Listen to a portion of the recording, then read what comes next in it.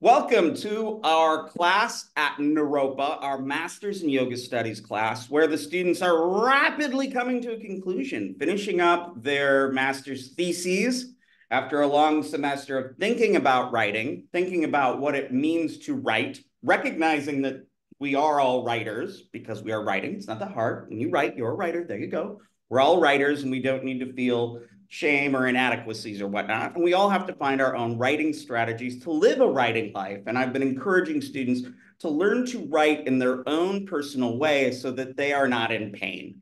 Writing works the best when it's social, and we do our best writing when we are not motivating ourselves by shame or pain. We should write painlessly whenever possible, unless you're under a really big deadline, and then if you need the pain, you go for it.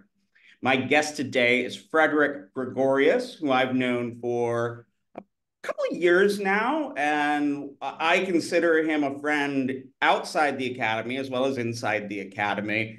And I'm always pleased to hear his perspectives on not only his expertise of new religious movements in Scandinavia, but also his work that is burgeoning right now on African religions and African religions in the diaspora, specifically Vodoun.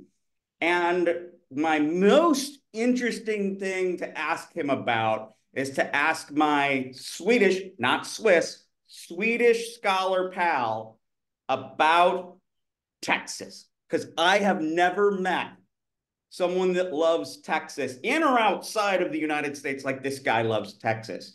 He knows so much about the intricacies of Texan culture, and he's thought about it so widely from the outside that I find it's a perspective that's incredibly insightful and refreshing. And it causes us to ask here in this Masters in Yoga Studies program, as we are predominantly non-Indian, what it means for us to become at least informed, but experts of Indian cultures when we're not from India. So Fredrik is an exciting instance of someone to talk to who really knows about the United States, but is not from the United States. So there's a little bit of a parallel there. I'm going to ask Fredrik to discuss his work, and then we will talk more generally about writing and the writing life. So please, Fredrik, I am so pleased to have you here. Thank you so much for coming and speaking to my class. Oh, thank you. Well, it's very nice to be here. It's a nice morning it's a nice way to start a morning.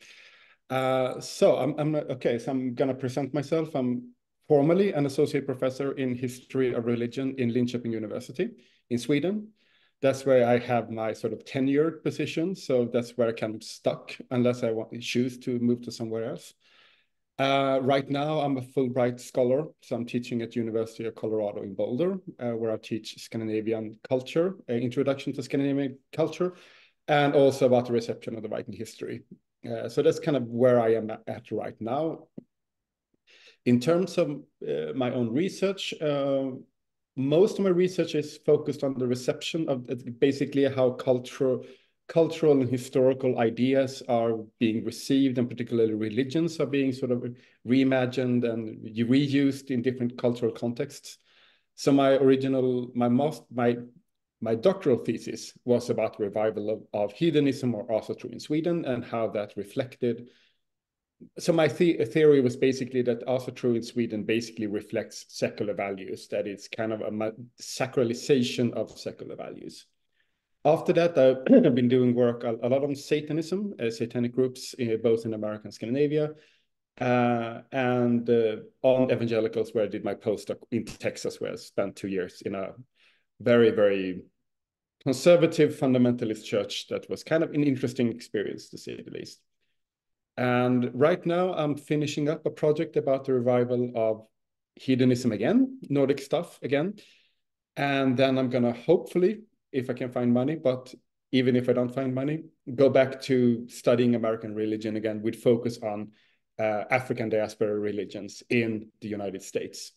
I'm particularly interested in the crossover between sort of the reception of Voodoo, Kimbanda, really just like that in esoteric communities, and also sometimes how they do it quite well, sometimes how they do it quite bad.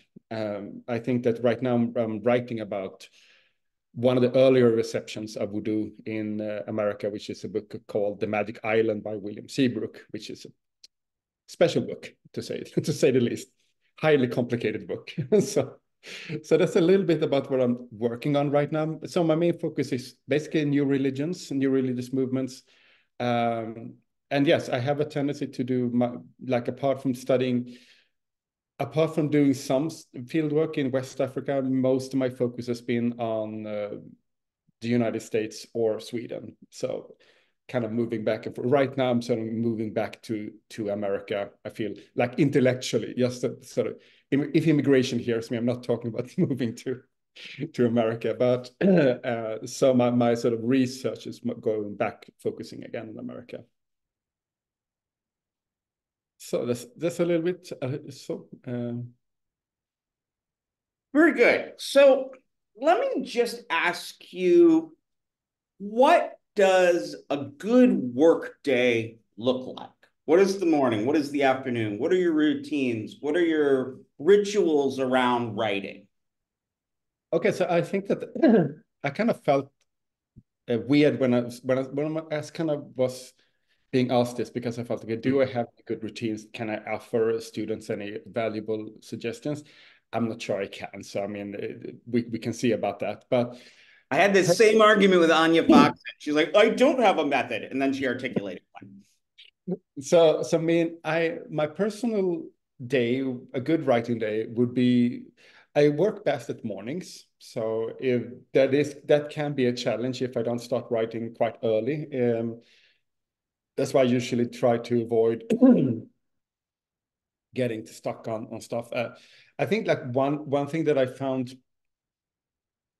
out the hard way throughout the years is that there is a certain truth to just sit down and write. I mean, I think every person who writes will agree on that the idea of waiting for inspiration or sort of somehow the muses are going to descend upon you, that's not going to work. And it's better to sit. Usually, if you just sit by your Word document, which is usually the case, and just start writing, something will often happen. I do have a bad habit, or my habit is usually that I try to write down my ideas first. So I try to get everything out that I sort of want to say, which means that the original draft looks completely horrible. And it's not an economic way of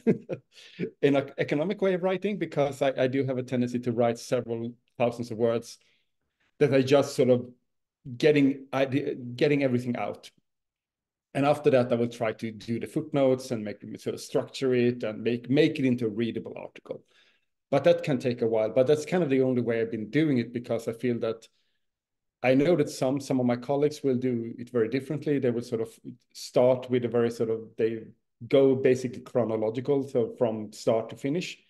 And we'll have references all the time, and they will and I mean, I think that's a very good way of working. That's not the way I work. I do tend to be more chaotic and anarchistic in that sense, that I want to. So it's a lot of moving stuff around that I have to do. But so yeah, so a good day is starting at the morning. Did Aaron disappear? Okay.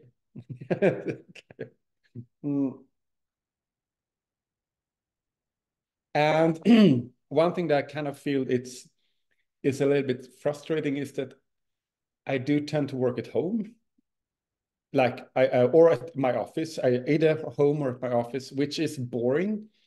I'm not really like that, but I kind of discovered it yesterday when I was. Well, hold on. Are you contrasting working at your home and working in your office rather than working in, say, a library or a coffee shop or? Yes, exactly. And I think that I actually started to think about it yesterday when I was sitting writing, and I sort of wondered, why do I feel more comfortable writing at home or writing in my office, which is also quite solitary? And I think one of the reasons was I discovered that I do go up and walk a lot when I write.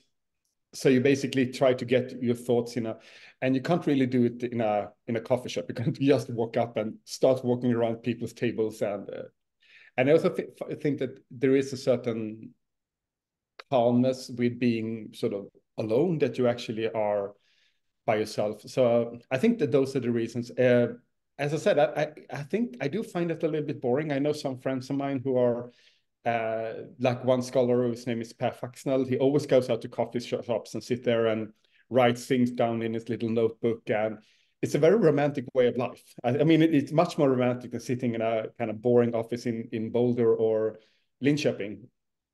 But I mean, the process is what it is. I mean, I think so. I think that that's also one thing that one should realize who you are as a person, and that's kind of the basic suggestion. There is no sort of way of writing that fits everyone. As long as it gets done, I think it's significant. And it can be very chaotic. It can be difficult sometimes to write with people who have very different approaches to writing, or writing with people who have very similar approaches to writing. That can be even worse. I noticed that with a person I used to write a lot of articles with, that we were both very similar and sometimes very different in our approach to writing, which meant that there sometimes would be screams over the phone and things like that. So that can be chaotic, but yeah. Well, you know, my reaction to that, Fredrik, is I write in a very similar way. And Allison writes in similar ways that we've discovered. I write an outline. That's the first thing I do. But it's not an outline like, say, a very smart, like, disciplined author's like, I will write down the outline and that will be the structure I will follow. No, I just spit out. And I have told the students that I need to write 10,000 words. I usually need to write about 30,000 words just to get the ideas out. And there's two types of writing, and we come back to this over and over again with our authors, is some people sweat each sentence, and then when that sentence is done and refined, that's it. Yeah. It's there. They're not going to edit it that much. And they have a structure, and they've worked out the argument. They know the start, the middle, the finish, when they sit down to write. Others of us, like me, see writing as a process. I'll know my topic, but even that topic's going to nuance through the process of writing, through what I call generative writing, where you're getting that raw writing, where the big brain is working. My big brain is a lot smarter than the little brain. So getting that big brain to just spit it all out, and then the process of revising what I've written, with the schlaggy awfulness that I've written, it tightens up, it gets good, I lose stuff, I gain stuff. The problem is I never really have a great structure because I have to find the structure through the writing. I learn and figure it out through the process. So people are different, and you so astutely said, the process is what it is. Don't change. Maximize what you're good at. I think that's very important. I also think how we can think very differently about our topics also, and I think that reflects our way of writing. I think that at least for me personally, I like to see sort of things much broader in a way, that you know, the connections and ideas going into each other try to do parallel. Explain that a little bit more. I like what you're saying. It's, you like to think broadly, broader than, say, what would be the contrast? What would be the opposite of the way you're approaching it? Well, well, a very good. I'm trying to find a good example here, but the only way I can talk about it is using, well, another Swedish scholar that I do admire very much, and I think she's she's a very excellent writer, but she writes very, like, takes a very limited topic. For example, it can be, well, let's say sort of Alistair Crowley's view on gender or something like that. It's just not a particular limited topic. It's quite a broad topic, actually. I think I know who you're talking about. Go ahead. And I mean, she's more focusing on sort of structuring up, you know, so we know this, and this. We know this is kind of. Then she takes in the theories, you know, and creates a kind of broader, of course, perspective. So she makes a nice, like, clear argument and then brings in the stuff to bolster it. Yeah, well, I would be sort of, in one way, I think that's, and I know that this is something that you shouldn't say out loud, but I do feel more comfortable sometimes with writers like that are not particularly well respected anymore, like Eliade and those that tend to see, for example, you write about a witch's Sabbath, and then you say, oh, but that comparison to that kind of ritual I saw there, and that's kind of, we find that over there, and we see these parallels, and what can sort of trying to find a broader theoretical framework through which you can understand it. And I think I'm not doing it like Eliade, because Eliade was, I mean, a little bit crazy. But at least in terms of most sociological aspect of it, I try to sort of see the structures and ideas that are expressed by certain groups in relationship to the broader cultural framework they're in, and kind of comparing it historically with. So I try to, it can be very chaotic, and sometimes it works, sometimes it doesn't work. But I think that it's interesting because I definitely noticed that there are, I think we represent, I mean, I think we are quite similar, but I think when I look at, I know that there are others who are very, very different in that degree, that are much more, they want to have this kind of structure. And I mean, I think that it can be very, there is a major difference there. And I mean, both have good and bad aspects of it, because I think a good aspect of being much more structured is that you can also be kind of more, being a little bit more, I'm not saying obsessive with facts, but there is definitely a tendency to go deeper into details. One of our previous speakers describes this as the neurosis. And it'll say, there is the neurosis. Exactly. And I mean, I definitely have that as well. And I think that a lot of scholars have that. But I think that if you're sort of focusing on that, you have a bigger sort of neurosis in that sense. You're more obsessed with, I need to have this kind of footnote. I need to have this kind of exact quote. And that can lead you to... For me, that level comes, but that comes toward the end. I feel the same way. I do feel, and I do feel that it comes in this late in the process, because I think for me it's the ideas that I want to get out first. But I mean, again, I think that again, I think it's important to say that no, the end result can be. It's very difficult to see what kind of writing process you're going through when you actually see the end results, because I think that, for example, my Swedish colleague. Reading her work, it's extremely theoretical and it's extremely broad in their approach. So you wouldn't imagine, for example, having a more how this kind of process would go. You would sort of imagine it to be much more chaotic than it actually is. You do have writers that actually do write as you would imagine them to do. I know, for example, Slavoj Žižek is. The difference is, of course, that he doesn't edit afterwards either. So he just sort of writes down everything, and then we get this kind of books that are what they are. But we said before, quoting the great writing thinker and writing educator Peter Elbow, he had a line that he quotes that he says, a student said to him, "How do I know what I think before I see what I say?" And that's, for me, writing is a process, and it's a process of discovery. And my best ideas come out of a half thought that I didn't know, and boom, it just collides on me. And then I go, well, I didn't know I thought that, but that's a good argument. The whole thing just changed. I think the contrast of those who would say the opposite, they would say, how do I even begin to write before I know what I want to say? And this is this polarity between types of writers. It's a very interesting polarity, and I think it's important to realize that those polarities exist, because I know that, for example, the approach that I'm having, and I guess you're having as well, a problem can be that, as you say, for me, writing is a process as well, and I sometimes start writing an article, and basically I know I'm going to write about. Well, take the last article I wrote, which was about Midgårdsblot, the music festival in Norway. I knew what I was going to write about. I do know the basic themes of what it's about. But it's basically a process, and that process took a long time and disturbed my sleep quite a lot. And that one, was that more ethnographic though? It's a more ethnographic. It's a more ethnographic. Okay, briefly say what is Midgårdsblot and what you were writing about, please. So Midgårdsblot is a music festival in Norway, in a small little Norwegian village called Borre or Horten, which it is kind of, I think it's like 1,000 people living there. During Midgårdsblot, there's sort of 5,000 people coming there, so it's definitely expands to people. But what made us interesting in Midgårdsblot is that it's a music festival. It's definitely a metal festival and a folk music festival, which is kind of this mix between folk music and metal.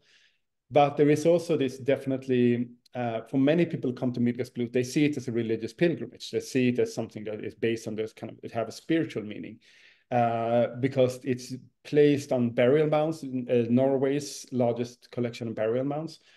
And the festival has a lot of bands that are very closely connected to religious and spiritual movements. For example, two of the most famous bands that always appears there is one band called Vodoun and another one called Heilung, which are both sort of Scandinavian. And so Midgårdsblod has this very strong religious element for some people. For other people, it's just a metal festival. It's just, and they also have an opening blot ceremony that some see as very serious, as a kind of religious devotion to the Nordic gods, while others just, you know, grab a beer and scream "Hail to the gods of metal," which is, I think, very. So we were interested in that. But as one little addendum, because I know a little bit about this through our mutual friend Patrick Fitzgerald, Yeah. Dr. Fitzgerald is now teaching at college at Charleston. Mm. There's also a fair amount of academic types, not necessarily professors, but academic types who are musicians and experts in Viking culture that give lectures. Yeah, They have yeah. like a lecture hall where they give cultural and historical lectures.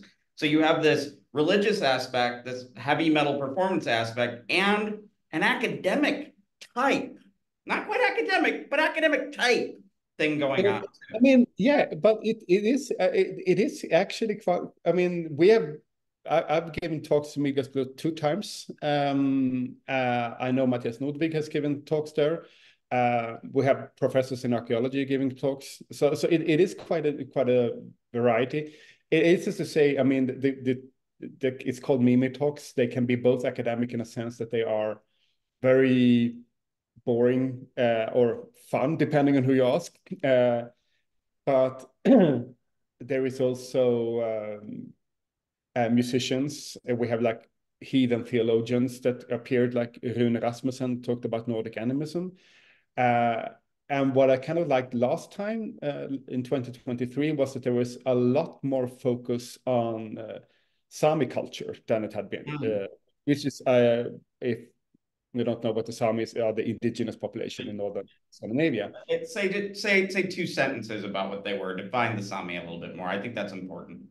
Well, the Sami are people living in the northern parts of Sweden and Norway and Finland and parts of Russia. They are historically they are a nomadic people, which differ them from sort of the more settler Scandinavians, the Vikings, for example.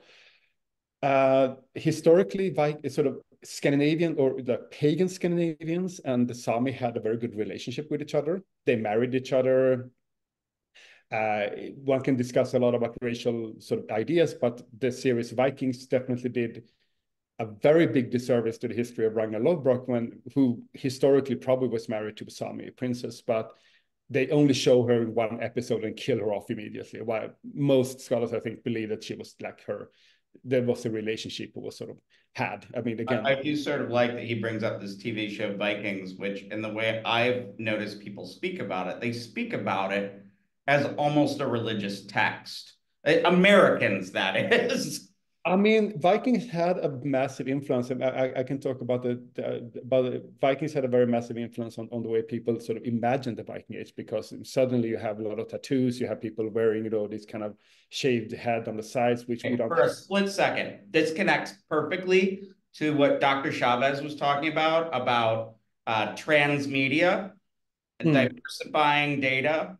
So note, he's talking about traditional sort of Viking religions, but then there's this very modern / postmodern media depiction in this TV show called Vikings. It was very popular on and continues to be very popular and has a life of its own digitally streaming. So if you're wondering about how you turn a different type of study into something that's more transmedia or cultural material history, here's another example.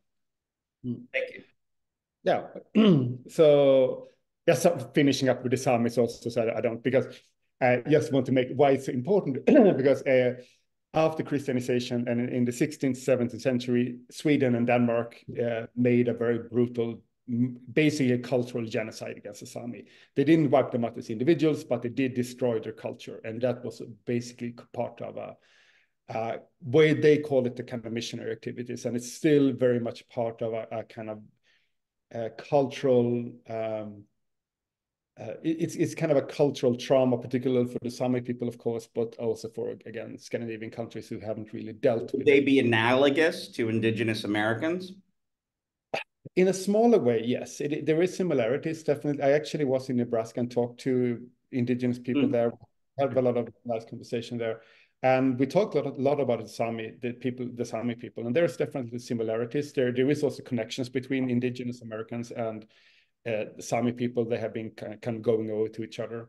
The difference is, of course, the size of it. I mean, what happened to indigenous people here was more or less like a complete massacre and like basically a genocide, a physical genocide, while in Scandinavia, I would say it was more a cultural genocide where they kind of destroyed the culture.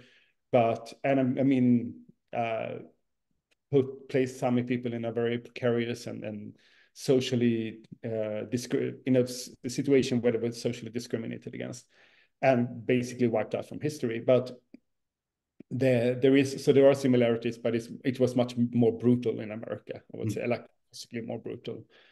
But there are similarities, also similarities culturally, because both are having a kind of similar approach to nature and the kind of relationship.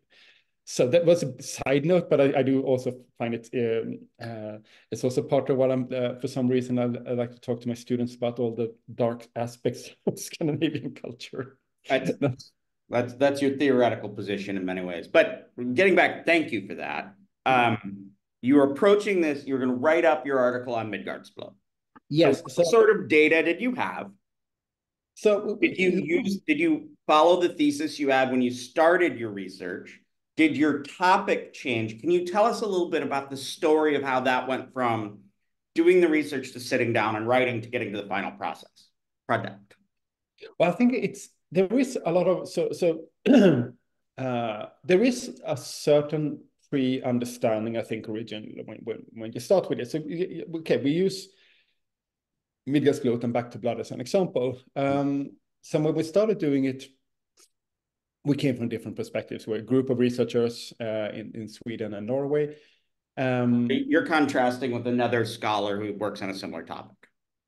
Yeah, we were all part of the same group. I mean, we're kind of this article is also co-author, so we are two people. Oh, very good. But now I think that we had some ideas originally, but I think that there was, for example, during the process, like studying it. I mean, Midgårdsblot is a good example. You have to go there, of course. You have to actually visit the place. Spend time with people. That gives you. I sort of feel that, for example, being at Midgårdsblot, I mean, we did interviews, like formal interviews. We had a kind of a survey that we distributed to people that we got a lot of. But I also feel that when I kind of look at the results and what later became significant for writing the articles and hopefully a monograph in the future about it, was not so much only the articles or the interviews themselves, but also the kind of experience you had by actually just being there and engaging, seeing people. And sometimes that can be kind of difficult to get a sort of pinpoint. One thing that is of course very clear in the reception of Nordic religion today is the idea of a kind of primitivism, that it represents a type of primitivism that we very clearly see. And that's not a sort of a given. I mean, that's not something that you could say this necessarily has to be the case, because we kind of imagine Vikings connected into some type of primitivism, but that's not necessarily always the way it is. And chronologically, and I think that was kind of what made me interested, because when I went to Midgårdsblot, or when you go to a Highland concert or whatever, you see all these people there, have like some fake animal skins around them, and they have like painted runes and sometimes runic tattoos or whatever it is. All of it is kind of trying to create this image of themselves as being some type of primitives. They want to be sort of seen as being, and that was kind of what I thought was very, very interesting. And that's also what I started to focus on. And when I was so that came a lot later in the process, because originally my interest was, of course, more focused on how actually original my interest was in how is museums actually presenting Old Norse religion. But after a while, I started to see that there was a very common theme in TV series, in the music, and in the people going there. That was this kind of very strong idea of primitivism that people wanted to. You see it particularly in Highland, where they have these horns, and not like the Viking horns, but like antlers horns that are sort of looking like a shaman or something like that. So that made me kind of reevaluate and kind of rewrite stuff, and it also led me to different new theoretical frameworks. And all of this is kind of happening during the same time I'm actually writing about it. So that means that you can actually change a lot. I think, for example, a major thing that made me that I changed regarding during the project we have now called Back to Blood was actually the issue of race, which was originally I did feel a lot that like there is this book called Norse Revival of a German scholar, Stephanie von Schnobein, who basically argues that interest in Nordic religion will always lead to some type of nationalism. It always leads to some type of racial interpretation. Like it's kind of embedded in the whole system. And I have sort of been battling with that back and forth, which means that people find it quite schizophrenic when they see my writings. And for a while, I felt, yeah, I mean, she might have some points. She might have some that might actually be true. But the more I went into the environment, more I studied in milieu, I started to realize that's actually not true at all. I mean, again, it became very clear to me that something that theoretically should lead to a specific point. You have a certain idea that rationally should lead from A to D. Because the idea of Nordic culture, that you have a connection to Viking Age culture today, it's quite absurd. I mean, considering that Scandinavia today is very highly modernized culture, that we don't have like Viking ships or anything like that, but there is still a sense of, we have a familiarity with the Vikings that is sort of based on an ethnocentric or ethnic essentialist understanding of. But what I started to feel was that when I actually started to look at this environment is that that's kind of my theoretical framework, where something should lead to a specific point of view. But it didn't do that. The people in this, they are not racist. They are not at all interested. That's fascinating.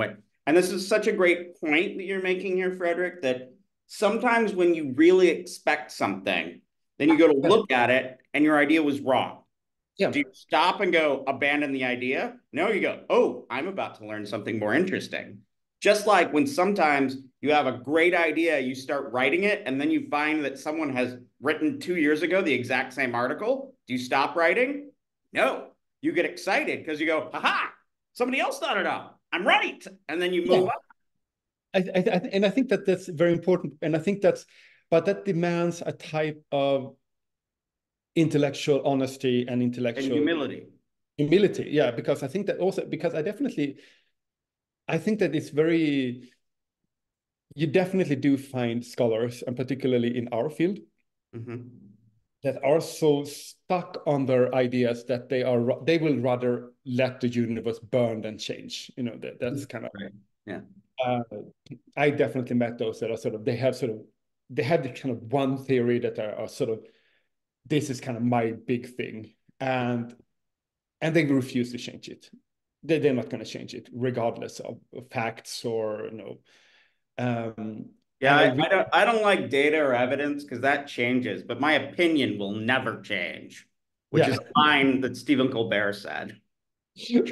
I prefer opinions to facts or evidence, because no matter what the evidence and data changes, my opinion will never change. And that's something that you definitely find that all the time. I'm curious about that, because I don't know. I feel like if you, as a scholar, wouldn't it be your responsibility to allow the evidence, to allow the information to guide the results that you produce in your writing? So why would they stick to the opinion, to their what they value? I don't know. Maybe that's kind of a broad, unanswerable question, but I found good question, Allison. Good question. It's what? That's a very good question. And I was just going to ask Fredrik to speak a little bit more about how, right on what you were saying, to give a more robust description of this humility and honesty. But please go with what Allison said. Yeah, sorry. Yeah.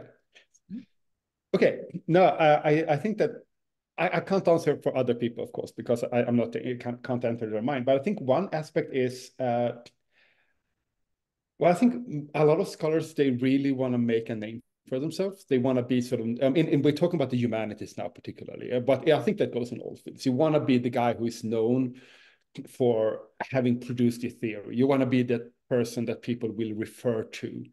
And many times theories can be,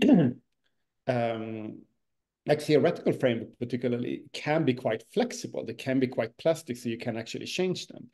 And I mean, I think that's one of the reasons why sometimes people confuse the idea of humanitarian, like research in the humanities, because it's not as sort of having a thesis, hypotheses that are later disproven, but it can be, for example, you have a Marxist analysis of things like that. And I do, so that it's very rare to come to a situation where actually are disproven. I think that that's something, definitely sometimes it can happen, but I think that you can, what I experience more is that you come to a situation where you kind of feel that the theoretical framework, the kind of methodology used, is not really giving, it's not the best approach to it. There is something else. For example, I'm actually going to write an article about why maybe the idea of race is not the best approach.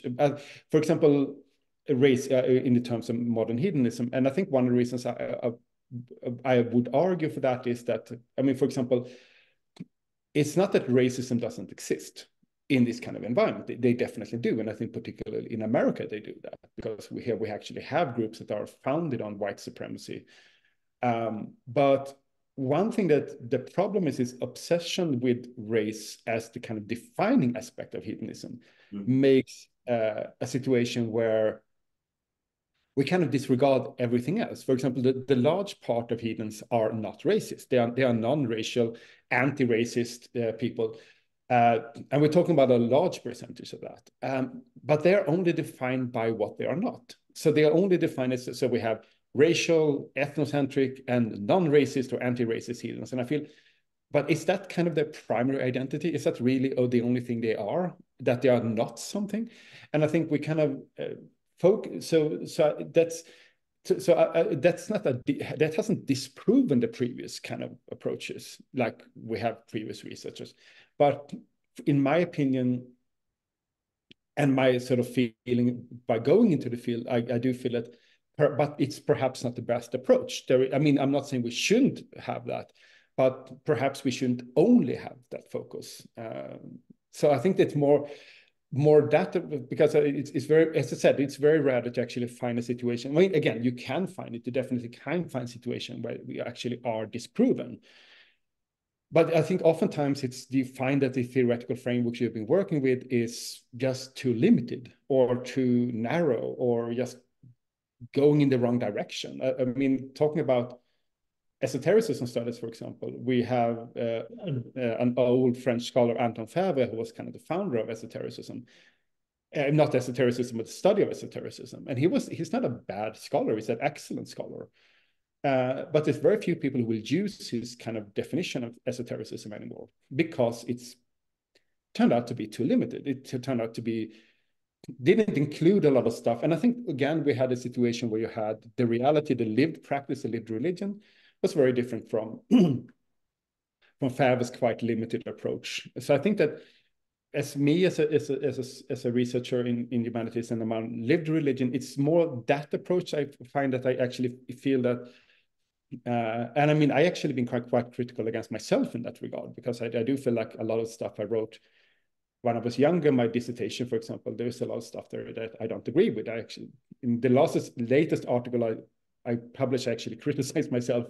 So included me among the group that has sort of given the focus on study of Old Norse, modern reception of Old Norse religion, too much focus on race, because that's kind of what's my approach originally.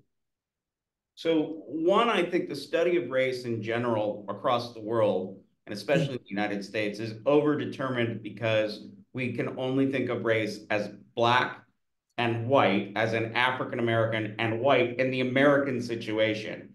And while the American situation is fascinating, it shouldn't be, that notion of race should not be extracted to the rest of the world. It also doesn't work very well in the United States when you consider how diverse brown people are. But even when you talk to people who use terms like BIPOC, Black, Indigenous, people of color, they still are only talking about Blacks and whites. And this really fails to address a lot of the cultural nuances. Further on, taking theory, you have to be careful. If your work becomes overtly theoretical, as a famous Buddhologist, John Holt, told many of his students, making your work solely about theory and getting too far away from the data is the best way to date your work in time and guarantee it will become irrelevant over time. I think so too. And I think that that's kind of a big problem, because theory can be very much like fashionable. I mean, again, it's very it's a very good way of showing that you are not really up to date with stuff, using some theories. For example, someone going into talking about, for example, Old Nordic religion or Greek religion or Roman religion, and using a reference to Dumézil. Yeah.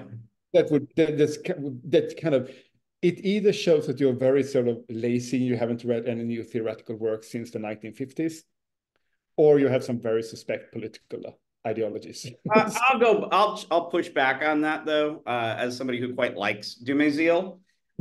There is a way that you can recover cast-off theory. And Dumézil is a good one, because Georges Dumézil was used in very suspect ways. Yeah. He wrote a lot of wonderful work on Indo-European mythology that was appropriated by nationalists and a lot of quite bad people. On the other hand, he was a big influence on Michel Foucault. My advisor, David White, big into Dumézil. I've been talking to a contemporary scholar who's a pal of mine, Jason Ananda Josephson Storm, who's really thinking about a lot of Dumézil again. So in one sense, you could be kind of a lazy nationalist racist and use Dumézil. But on the other hand, if you go back and you look at Dumézil for some of his really interesting themes about Indo-European stuff, you can use a discarded theory in a sophisticated way. I would say useful theory is theory that does work. And if you're running in with Dumézil to make old hat, dumb, reductionist, historical, naturalist argument, you're not doing any work. But if you're rethinking about Dumézil's themes on epic and literature and categories of culture, that's interesting and it's doing work. And I would say some of these really dated and bad uses of theory, I think the big problem is they don't do any work anymore. I think you are right, and I think it's actually. I could be wrong. I'm more than happy to be wrong with you. No, but I think that there are okay. So I'm not going to. In one way, I think that you're wrong. In one way, I think you're right. I think that you are definitely. I mean, we definitely are right. Is that I think this kind of reuse and going back to old scholars, but having a kind of revisionist approach is, I think, a very valuable thing to do. You can do it from, I think, for example, you have, again, talking about study of Thelema, we can look at like Mano Hedenbo-White's work on women in Thelema, where she uses when we say Thelema, we're talking about a 19th to 20th century religious group that takes its identity from the writings of Aleister Crowley, that goes far beyond Aleister Crowley and runs through a number of secret societies and esoteric orders, but also just runs through pop culture in general. Thelema is a Greek word that means will, and it is a short form of the statement that they say, or people say, or even I've been known to say, do what thou wilt, Thelema, shalt be the whole of the law. But Thelema is balanced with agape, always. Agape meaning love. So after do what thou wilt, shalt be the whole of the law. What do I say, Fredrik? Love is the law, love and the will. There you go. So, the good. That was my little quick intro, because I don't no, but my point was so when she did her sort of study on women in Thelema, the Thelemic Women's History Project, she actually used have her basis on theories from Max Weber, which is of course really old in terms of discussions about the hierarchies and authority. but of course made a revision, a change in it, sort of updated it, transformed it, used other theoretical framework. Made it do a little work. Yeah, exactly. And I think that's kind of the approach, which is the best way to doing. And I think that's something that a good scholar can take something old, like Weber, Dumézil, Karl Marx, or anything like that, and actually do some modern interpretation.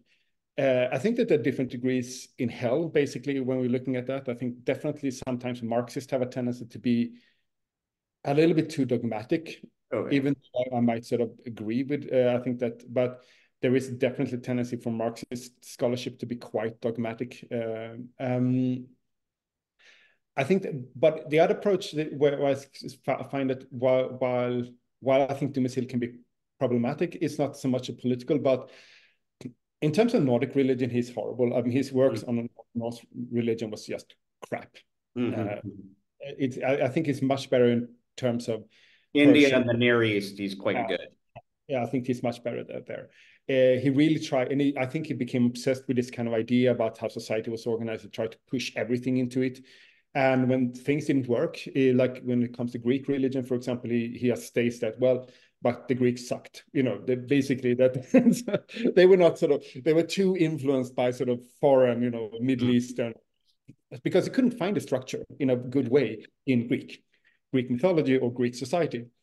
But the other thing is that I find is that while I sort of would caution is that while Dumézil can be fun, and I think doing a revisionist reading of him is very good, but there is a lot of very good stuff being done today in European religion, which goes beyond Dumézil and really sort of is. It's in itself an interesting process, because I think that you do have, that's actually a good case on how kind of academic work can be done, because I mean, at least in Sweden, up until the 90s, Dumézil was still sort of a big thing that people really read him. Then around late 1990s, early 2000, there was this big sort of, you know, Bruce Lincoln and all of those people, you know, they came and started to say that, you know, and Bruce Lincoln, I think, took things too far. He's a historian of religion in Chicago. Bruce Lincoln's out of the University of Chicago, and I would say he generally takes things too far. Yeah, exactly. He takes things a bit too far. And he argued that any theory, even if it's correct, if it can lead to a racist or fascist interpretation, then it should be discarded, which is, of course, unfortunate, not the way you can approach things academically. But I think that he basically, so this was his massive influence of him, and particularly in Sweden, and suddenly everyone said, no, we can't talk about the Indo-Europeans anymore, because then we're going to, you know, then we're all fascist. And then comes, so basically, then comes a kind of revival, you know, like Osiris risen from the grave again, of Indo-European studies, but now with the kind of knowledge and understanding of all the criticism that had been leveled against Dumézil and other Indo-Europeanists. So today, so one of the important things in Indo-European studies is that scientifically and linguistically, Indo-European languages are connected. That's scientifically proven. Now, what you do with that is really different. So, say Nazis turning Aryans into Aryans and saying, oh, of course, everything was figured out in Germany and India, and it looks like stuff we did. We gave it to them in the first place. So there can then you can see where that goes. So yeah, data that demonstrates that these languages and even a lot of these stories and mythologies are connected and related to one another. But the implications of that can be quite dangerous. And when I first encountered Indo-European stuff with David White, the whole room was like, you cannot make these arguments because you are going to become a fascist. And, you know, he was just very clear. He's like, the linguistic data is there. The interpretation, that's a whole other ballgame. And up until probably like Fredrik was saying, like, you know, 10, 15 years ago, I mean, there was 10 years probably between, probably 15, from 1995 to 2010, where it was just, you didn't even look at this. Because the thought was, if you even look at Indo-European cultures, you'll turn into a fascist. And that was actually quite a big problem, because, as you say, linguistically, it's proven. And there has been, there is so many, there is actually a very good book in Swedish. There's, of course, very good books in America as well, but there is a Swedish book called a tree with 1,000 branches. It would be the English translation of it, where the writer Ola Vikander explains how we actually know linguistically how Indo-European languages, how we can prove it, but also goes into some, what can we actually, he kind of, it goes, I like it because he definitely writes in a very different way than I do. But I kind of like his approach because he definitely goes over basically saying, this is what we actually know. This is sort of what we can know. This is theories. These kind of theoretical perspectives are more or less reliable.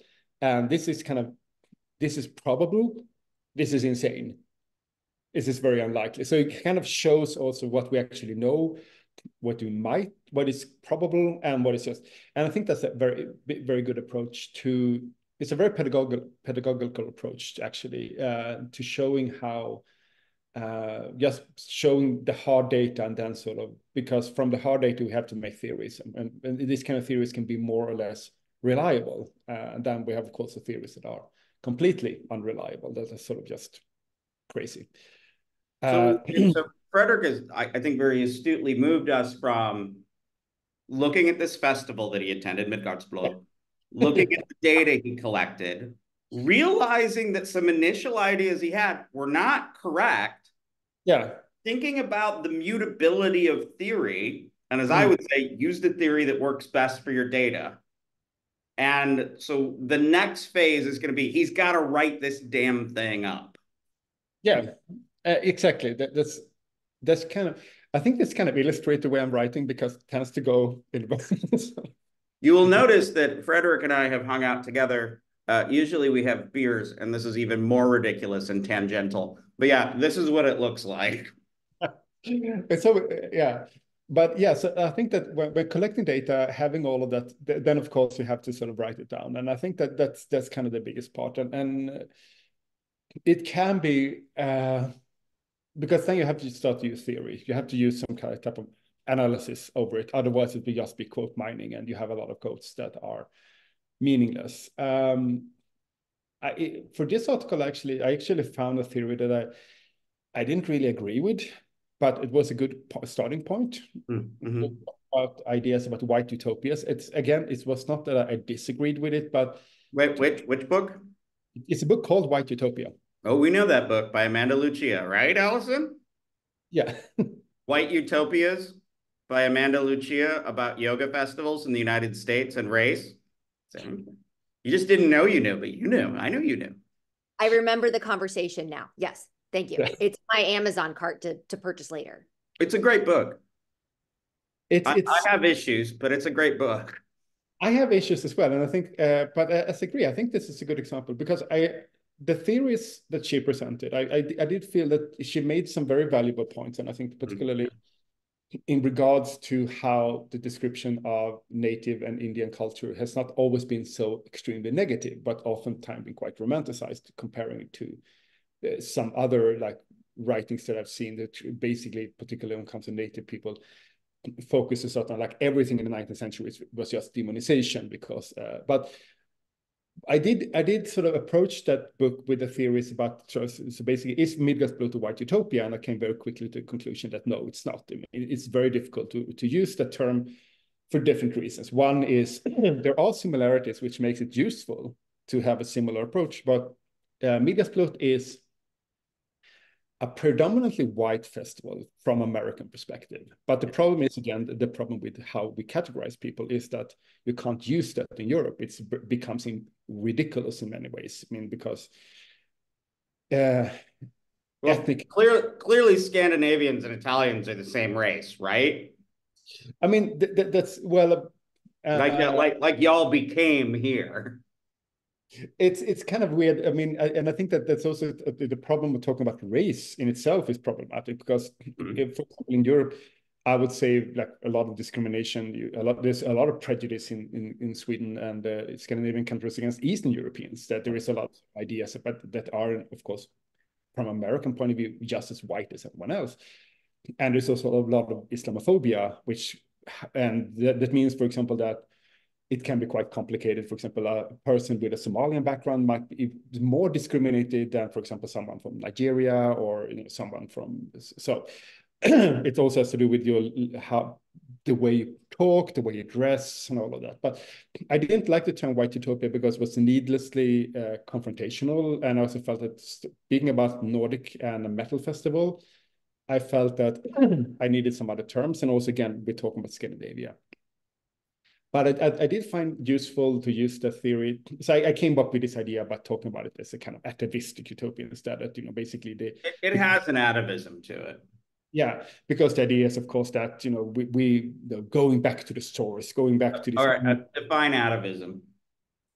Well, I define atavism as the concrete idea of atavism is from a biological, is the traits that are imagined to have been lost by previous generation that reemerges. That's kind of evolutionary biology definition of it. In sociology, it usually been used as a term to, again, quite negatively to political or social ideas that have also been seen as being lost, that kind of reemerges. Ideas of, again, fascism would be a good example. But atavism has also been used as a kind of idea about something, particularly in some esoteric circles, has been used as an idea of something like coming up from the ground, more or less, like something primordial rising. And I think that's the way I use it, that I feel that people in Midgårdsblod are sort of interested in this kind of experience of something primitive. It's not primitive. To make a quick joke, he and Peele from their wonderful comedian show joked about how a lot of kind of the Angelino Los Angeles type Chicanos and Latinos were like, "Come on, man, why don't you depict us? We would love that. We'd love that." And I think it might have been Keegan-Michael Key who says, like, "I'm not going to make fun of anybody that has human sacrifice in their DNA." And I'm like, "That's all right. That's amusing to me." And then they talk about, "I'm not messing with these guys." There is a lot of, and that also goes into classic arguments about atavism is human sacrifice. That comes up in this idea. It always ends up in a human sacrifice. But I think that's kind of an interesting, because it also goes into, of course, the problem, because on one hand, you can look at sort of the kind of atavism, what I would call like this kind of Norse revival as kind of atavism. As it's kind of, you want to experience something primitive. You want to experience an idea about the primitive. You don't want to actually be in a pre-modern, right? You don't actually want to. You want to be a postmodern primitive, not a pre-modern primitive. Exactly. You want to be, as they call, performative primitivism. You want to sort of, which is also the title of this article, performative primitivism. So copyright Fredrik now. But that's kind of what I found interesting, is that it's not primitivism in a way. You're not. It's not even primitivism or atavism in the sense that you go out in a forest. You actually are in a music festival that, of course, requires electricity. It requires, you know, loudspeakers, and you have to have a lot of food there. You have to have functioning sort of toilets, and there is so. But it aims to create an experience of it, and I found that was interesting. It's not so much that you actually experience something primitive or pre-modern or anything like that. You just experience a cultural created image of what primitivism is. And that's kind of also what I felt was, that's kind of what I felt. This is kind of like the core in this kind of reception. This is what they are. But it was very difficult to find words to express it, to find sort of the terminology and sort of, because there is a difference. Like when reading about yoga festivals, for example, or people adopting Hindu or Buddhist ideas, I usually found that there is this sense of kind of lost wisdom or something like that are usually here. It's like, well, it is kind of a lost wisdom, but it's not like it's kind of a self-exotification that you sort of That's interesting. Yeah, it's not really it's still working in my brain about a bit how to, because there is definitely something to, but so you see, it's still in process. He's written the article. Yeah, it's not abandoned. It's still in there. It's still working. There'll be something else. As William and Sham were saying, the research never ends, but the arguments don't end either. No, and I think that's an ongoing process. But I think that this is also, I think it was like, again, I think that I think it was like Albert Camus or something like that, who wrote that you basically have two types of authors. You have one who are, yes, what we would say, like using a process, you know, they write to find the answer. The writing process is about finding the answer.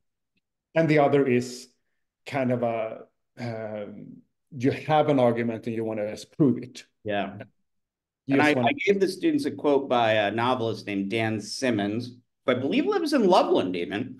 And he said, sometimes an author needs to come to a story and realize a story from the outside in.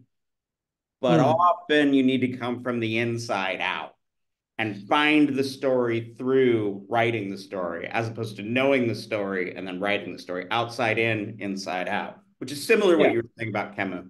Yeah, and I think, and I think particularly when it comes to fiction, it's very clearly, you know, sometimes you find authors who are, I think that's one of the reasons where a lot of times very sort of idea novels where it's very clear that the author just want to preach some ideas, be it socialism or some religious idea, usually becomes extremely bad because the whole world that they are creating has to obey the kind of laws of this kind of ideology. I think the worst example would be, I mean, a really disastrous example would be like Left Behind novels. It's kind of American evangelical novels. That's a good example, yeah. Yeah, it's basically the plot and the storyline are just completely submissive to this kind of evangelical theological framework that they want to prove. I knew a novelist who one time would say there's a fine line when writing a novel between explaining content to your and relevant content to your audience versus telling a story. And he was talking about Chuck Palahniuk in particular as a guy who wrote Fight Club. We'll just go on for a page telling you weird stuff about hospitals and how they work, and loses track of the story. And my novelist friend was like, I don't like that. And he wrote a book about art forgers, in fact. And he had to really resist talking too much about the mechanics of art forgery because it would detract from the actual story. And while it's fun to learn about art forgery in a novel, you want a story. You don't just want to. I read a book about art forgery if I just want to read about art forgery. Yeah, and I think that can be very, and also becomes very binary often, because if you have this kind of very specific idea, you often falls into a very, and I think that also goes into sometimes academia when you really want to prove a point, and you have a very specific idea. And I hope I avoid it in my writing. I do hope I kind of avoid it. But I think that's a big danger as a scholar, that you become obsessed with an idea, and then you will quote mine, you will sort of do anything to prove that point, and sometimes it can work. I mean, from the perspective that you will get published and you will get sort of people will notice you, but it's not a good approach. I think that's I think another sort of kind of, I'm not going to say law, but a suggestion is that if you find something that are if you find a topic that are very, very new, that someone, a particular historical topic that no one has written about before, and it reshapes a lot of what we know about the intellectual history of that time period, perhaps think twice if that's actually a good idea. It can very well be that the reason no one has written about it is that it doesn't exist. So that's there is. I mean, since this is recorded, I'm not going to mention names, but there is definitely dissertations I know that have fallen into that trap where they're actually writing about stuff that doesn't exist. Could you speak more to that? Just how is that more because they're trying to feed their own opinion, their own perspective, or are they like superimposing more of a modern concept onto an ancient idea? That's a good question. Thank you.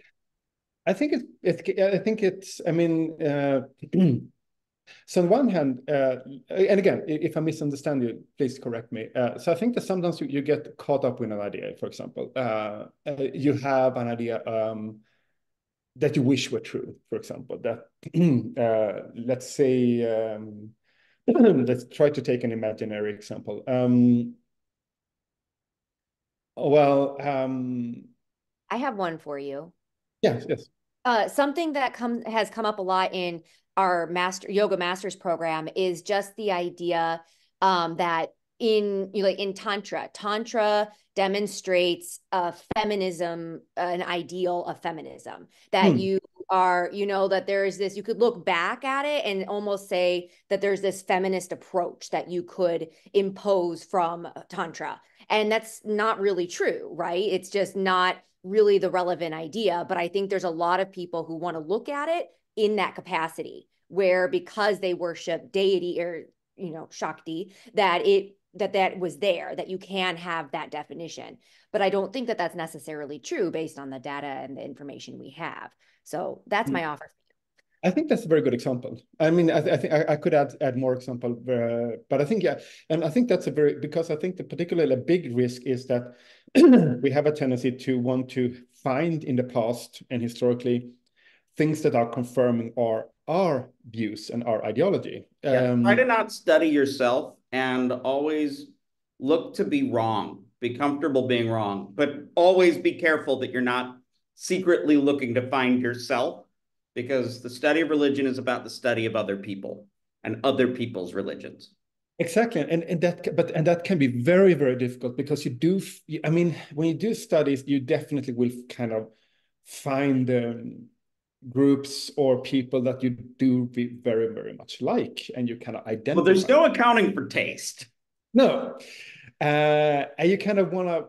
And I think also you kind of, I mean, like feminism is a good example, that you want to have this kind of subversive feminists, be they tantric or satanic or pagan or whatever. You want to have them in the past. You want to have this kind of, and it would be it would be great. I mean, I think that's actually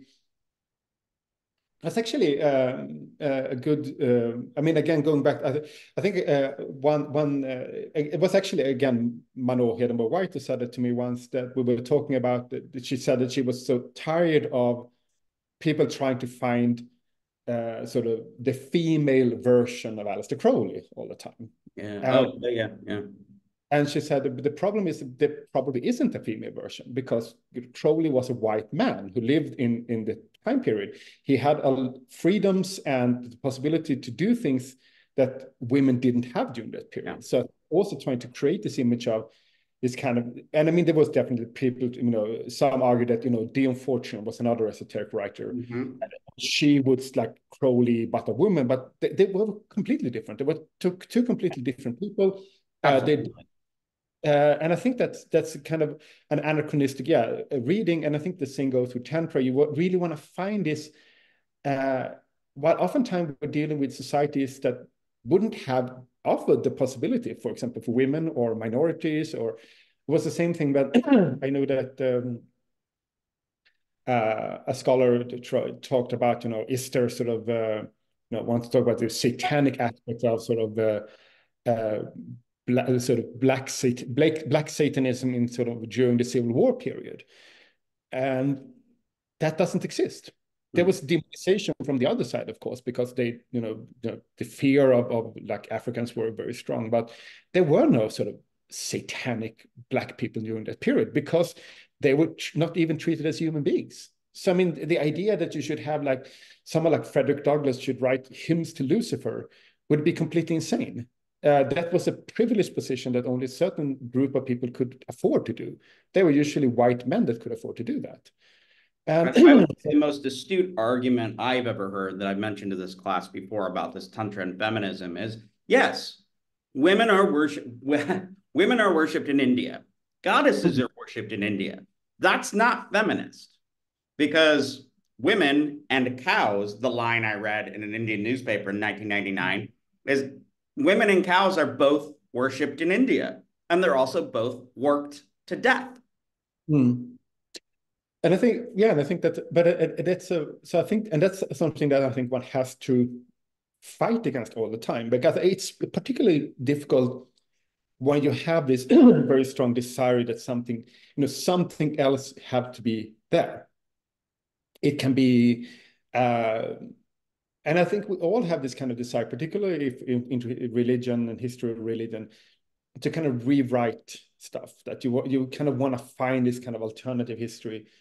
And it's very, very dangerous to do that. And I think, so that's kind of one suggestion. I find that when people are becoming a little bit too enthusiastic of stuff, that one should have sort of pulled the brakes a little bit and sort of asked oneself, am I describing my contemporary worldview now? Or it's the same thing with the approaches to indigenous cultures, things like that. We do have a tendency to romanticize it, and we want to create this image of something. And I think that's understandable. And I think it's more difficult because it usually comes from a better place, than like pure racism, which is, of course, quite easily to dismiss because it's just, but it's, and I think that's kind of one thing that I mean, in a smaller sense, I struggle with that as well, that it's very easy to sort of feel that you have this great idea that you really want to make this argument, and then you realize, crap, it doesn't really work. I think, for example, the Icelandic pagans. Can you give an example from your own work on this, if it's not too embarrassing? Or if it's only a little embarrassing. Sorry. Sorry, you have to cut this way. So my own work. I mean, there's definitely been in the way I've been teaching, and the way that I definitely felt things that I wanted to be there that I haven't found. For example, I guess using my dissertation as an example, that I definitely wanted to find more esoteric and pagan groups in Sweden in the early 20th century that didn't exist. They were not there. There was no possibility. It's definitely been cases where you kind of wanted to have a larger influence of things that turn out to be much smaller or insignificant than they actually were. So I think that I'm trying to find if I did something really, really stupid. So, that's okay. You've genuflected enough. All right, so you've got it written up. You've got the theory. You publish it out. You're still thinking about it forever.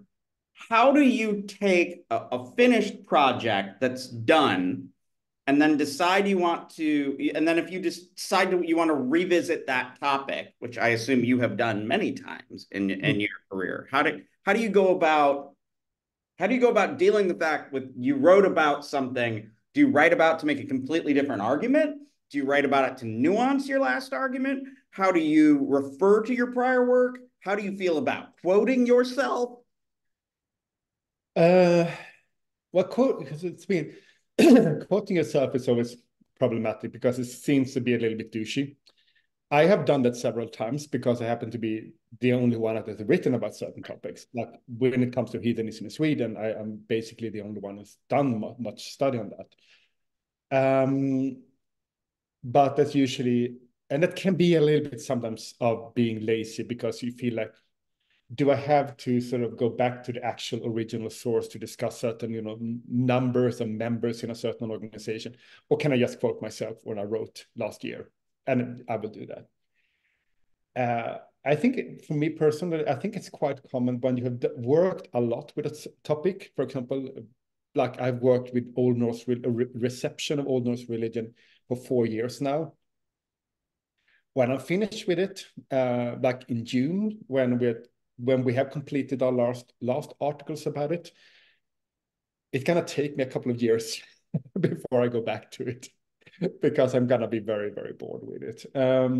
I've heard David White, my advisor, say, "I'm so bored of Tantra. I'm so bored of yoga, but not alchemy." This is his exact phrase. He's still interested in alchemy. And now he's doing work on Indo-European folklore. So this is a guy who went from being Mr. Tantra and then also Mr. Yoga, and then being like, I don't want to do any of that. And then still there are people that are like, you argued this in 2004. And he's like, nah, I don't care. I'm thinking about other stuff now.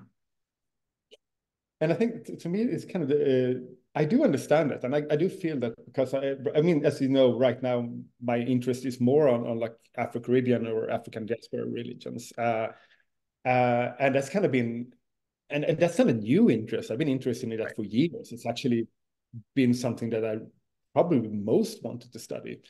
And that goes into the other problem, is that what you study, well, to a degree, it is what you get funding for. That's actually what people pay you for. Unfortunately, the reality is very dark in that sense, that you actually have to, at least in Sweden, you have to sort of go where you can get money. And Vikings pay more than Voodoo. So,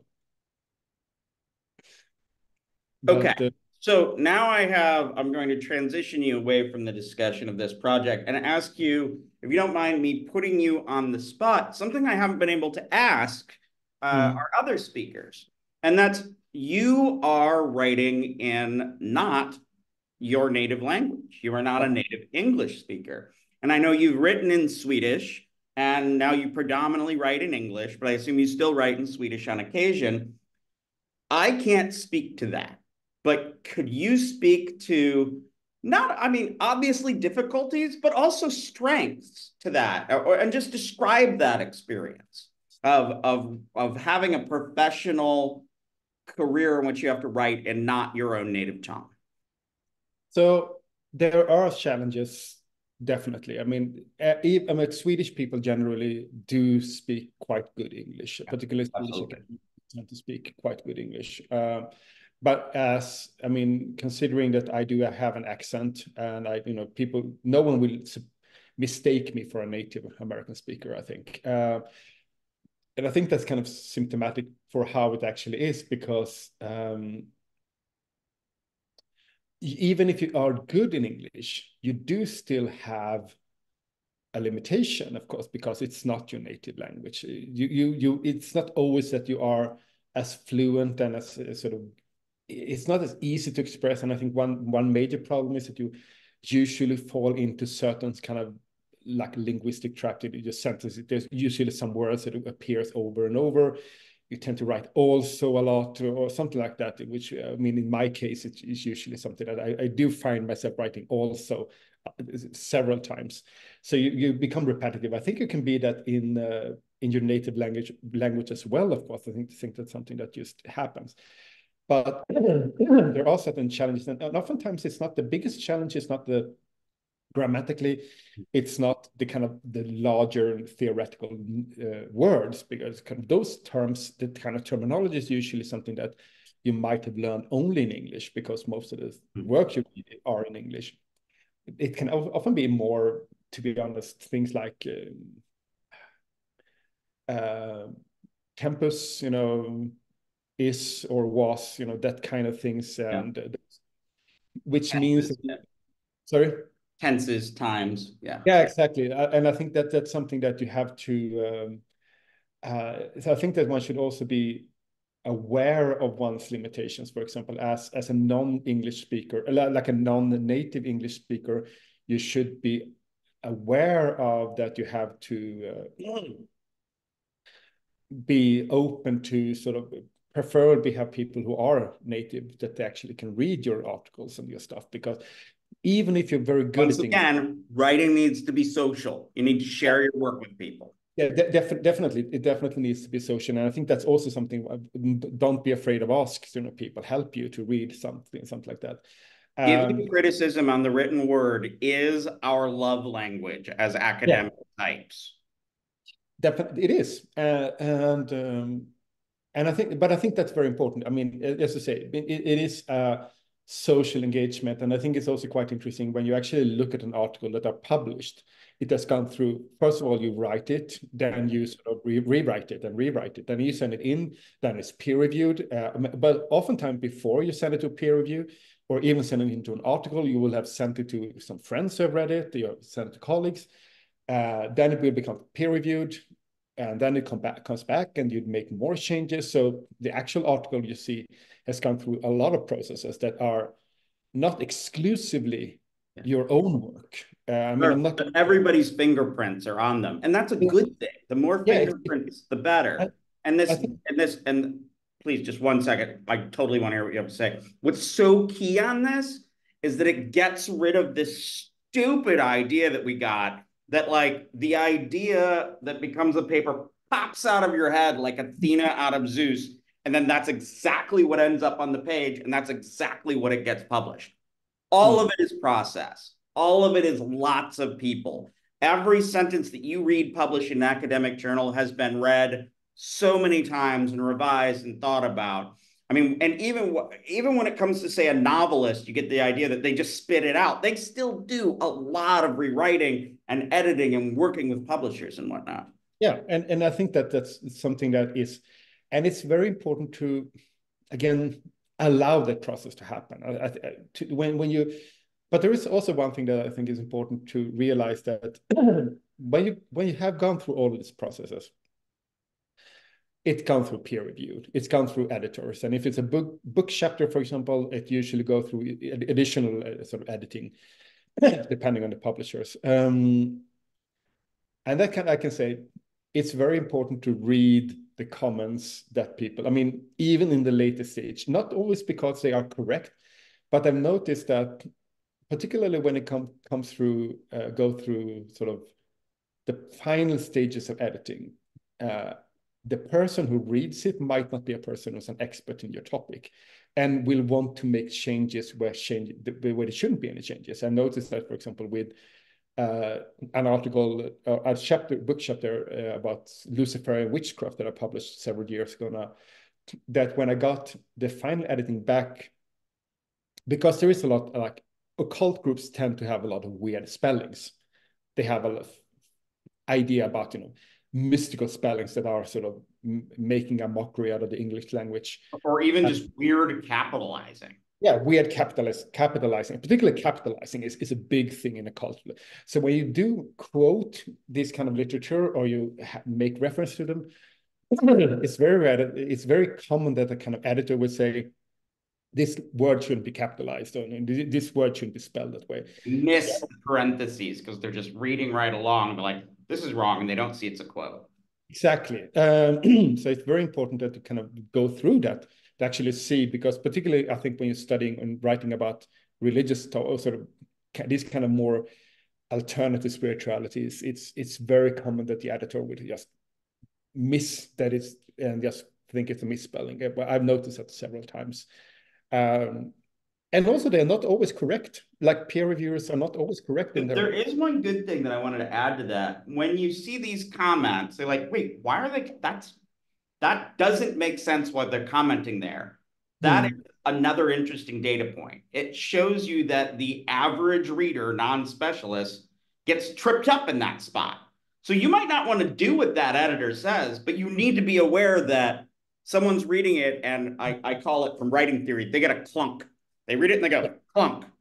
I don't know. You don't want your writer to go, your reader to go, clunk, and try to figure out what's going on. So even though you might have it perfectly clear, there might be a way that your clarity is not being received. So those weird comments are sometimes even more useful than like really pointed comments, because they just show you where there's a way someone might misread you. And as an author, the last thing you want to do is be misread, because you're taken so seriously. Yeah, and I think it's always a good thing to have before, sending it to people who might not be experts in your field. Yes.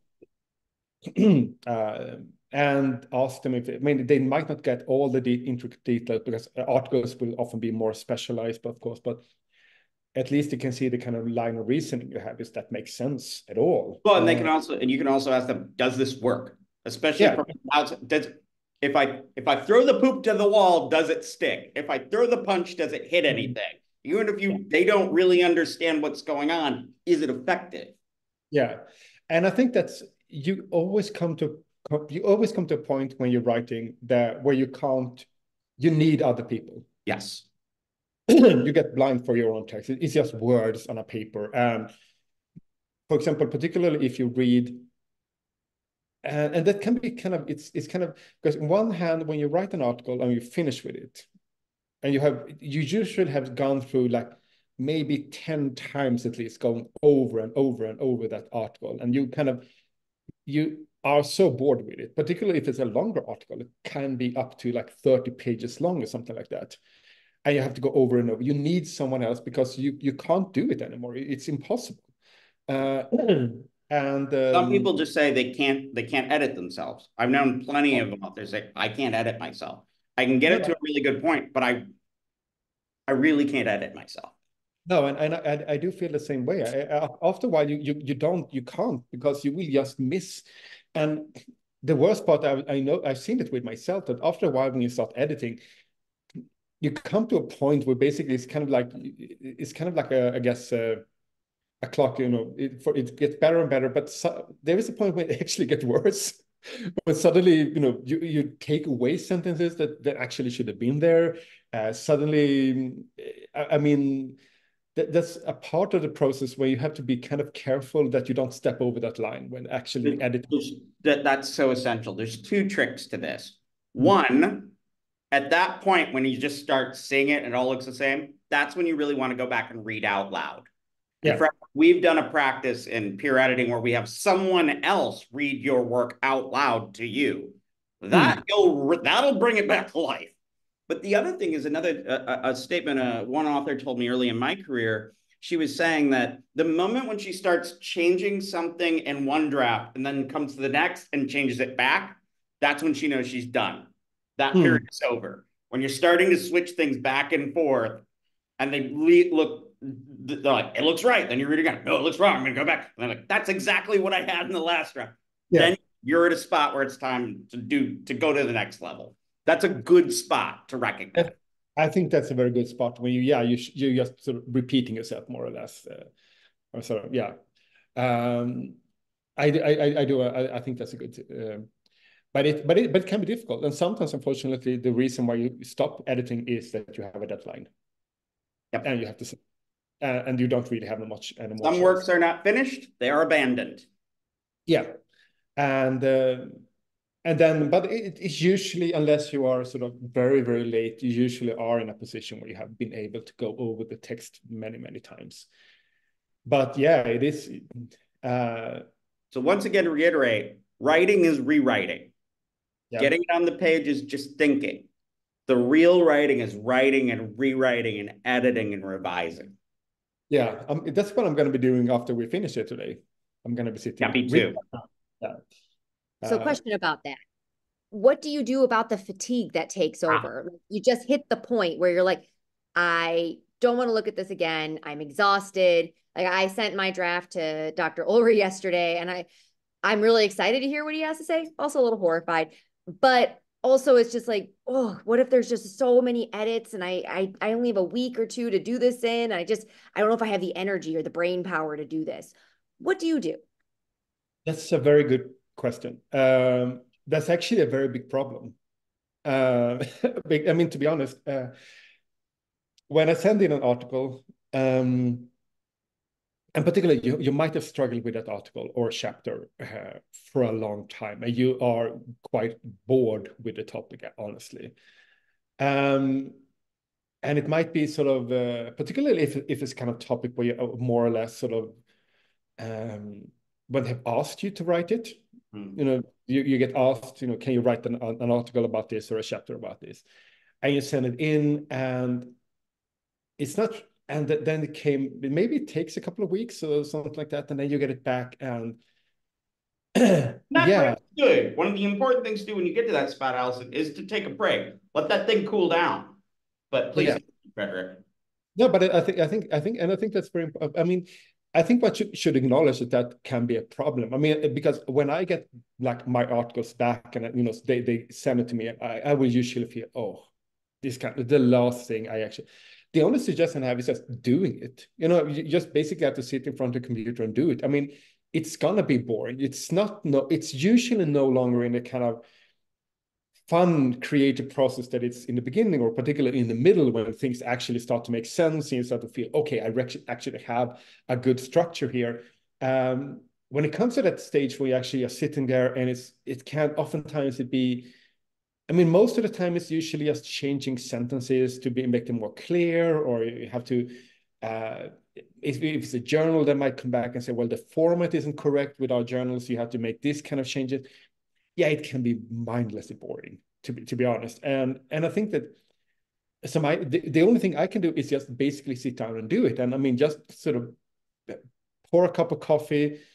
I would usually don't find it might not be a good, it might be a good thing to open when you get the kind of commentary, and just open it and then sort of do it the next day or something like that. Actually, sort of, I'm not a big fan of procrastination, but sometimes it actually can be, because then you can have some type of mental preparation to actually start doing it, because particularly if it's bigger things that have to be changed.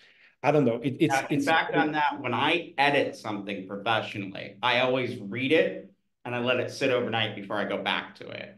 And when possible, after I'm done editing something, I wait overnight and I take one more look in the morning before I send it out. And that's editing other people's work. So use those cool down points strategically. And I think Fredrik's really right that you read over it, you think through the comments, but don't just, I mean, if you want to jump right into it and you got the energy, do it. But I do think it's good to like think about it, to give it a little time to work before you go and start really working on those edits. Yeah, I think that's at least for me that works best, because it usually it can, because I mean, yeah, it can be quite a drag. I mean, it can be, and it happens to all of us. I think every single writer and scholar or student all have faced that position where you sit like, why is my life like this? My life like this. Okay, that's an excellent point. So we are coming toward the end of this, and I'm very grateful for Dr. Gregorious to be here. In our last sort of 10 minutes in class, I want to revisit this idea of writing with joy, writing without pain, though that joy will not always be there. The pain will always be there, but it doesn't have to be crippling. Dr. Gregorious, in like 10 minutes, and then we'll open it up to Allison to ask any more questions she has before we wrap up here. Tell me about the positive aspects of the writer's life. You can talk about the negative too, but you know, you write and teach for a living, and you could talk about the relationship between writing and teaching too, but what is the writer's life for you? And especially talk about the joyful things in it. Well, I mean, one of the most joyful things, and I think that's particularly one reason why I do love academia so much. Actually, I mean, we can all sit and have a beer and complain about, you know, blah, blah, blah, administration or funding or things like that. But I actually do love working in academia, because it's a very unique opportunity to actually engage in your interest. I mean, I'm actually writing an article now about William Seabrook's book, The Magic Island, which, I mean, and again, talking about the reception of Vodoun in America. I mean, that's first great fun. I mean, you have a lot of freedom to actually do that. I mean, it's kind of an amazing opportunity to actually have, you get paid to write and do stuff about things that you find interesting and fascinating.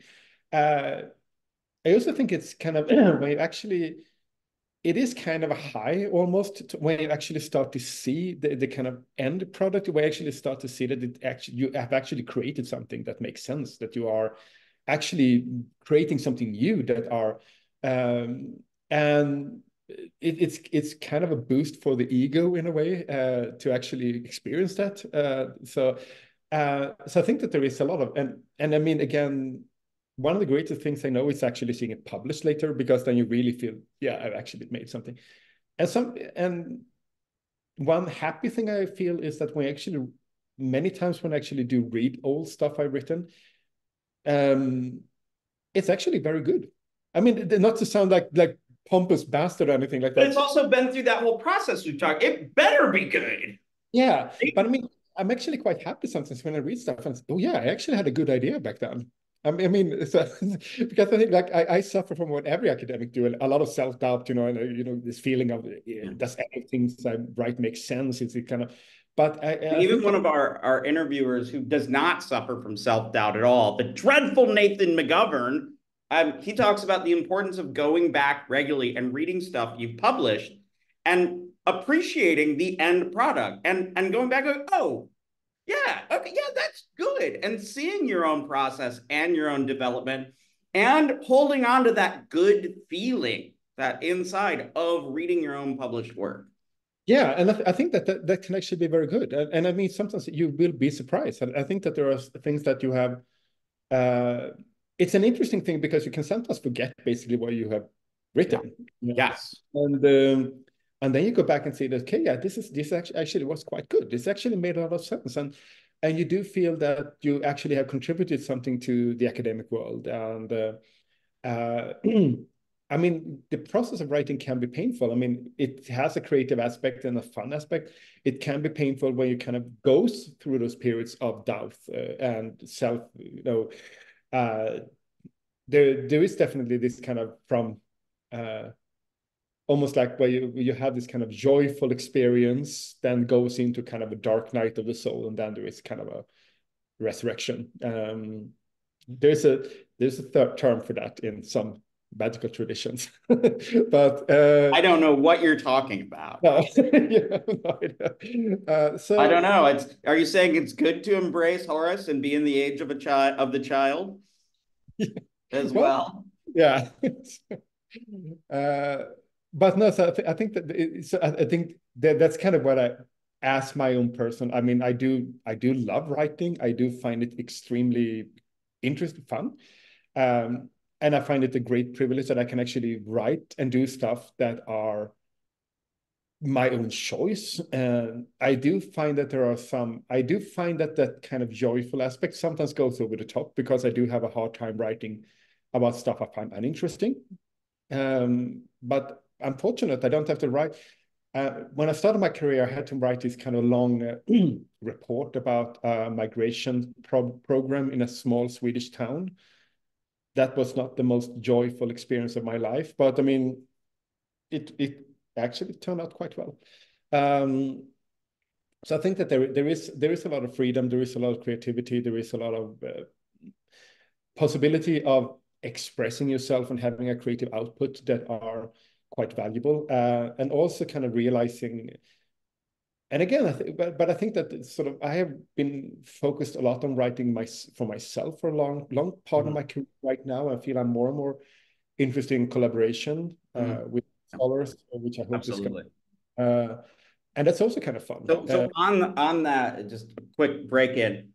The cool thing about being a writer, and no matter what that is, whether you're academic or otherwise, is you get to hang out with other writers.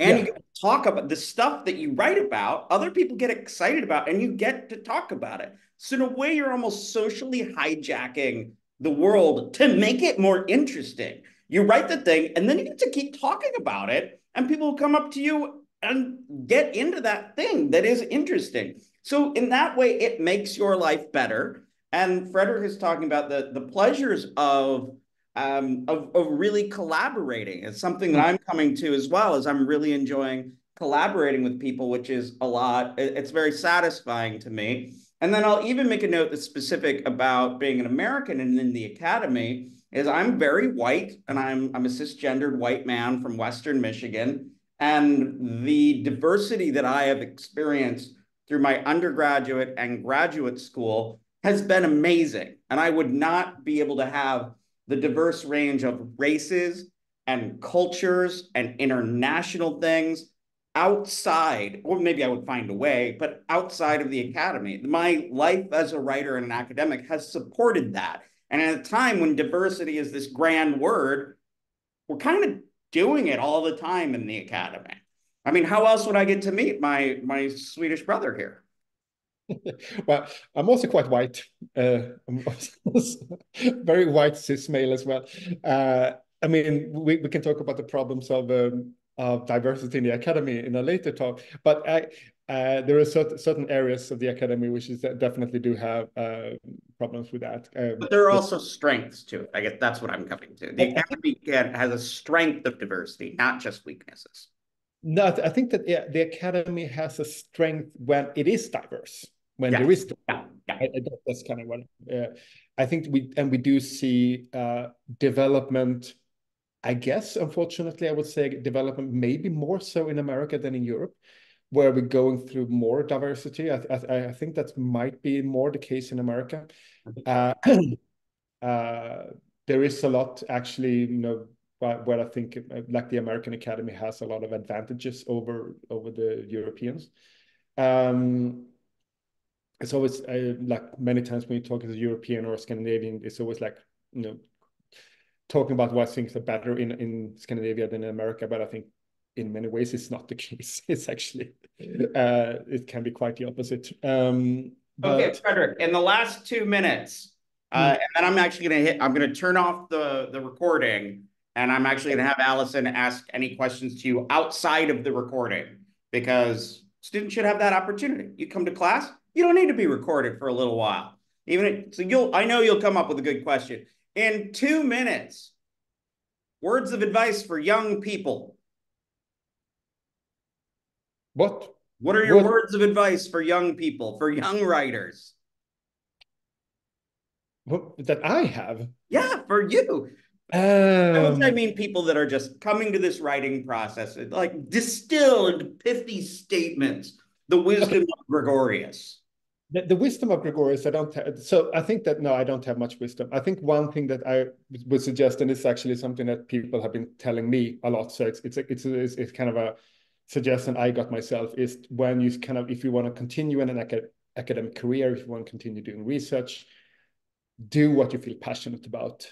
Don't think about sort of that can sound very simplistic, but you know, I'm talking from experience here, that it's very easy to start thinking about what can I get money for? What can I get funding for? What is actually the most sort of, you know, from my own perspective, for example, yeah, I should probably, you know, focus more on, again, going back, writing about the far right, you know, writing about conspiracy theories and all of that.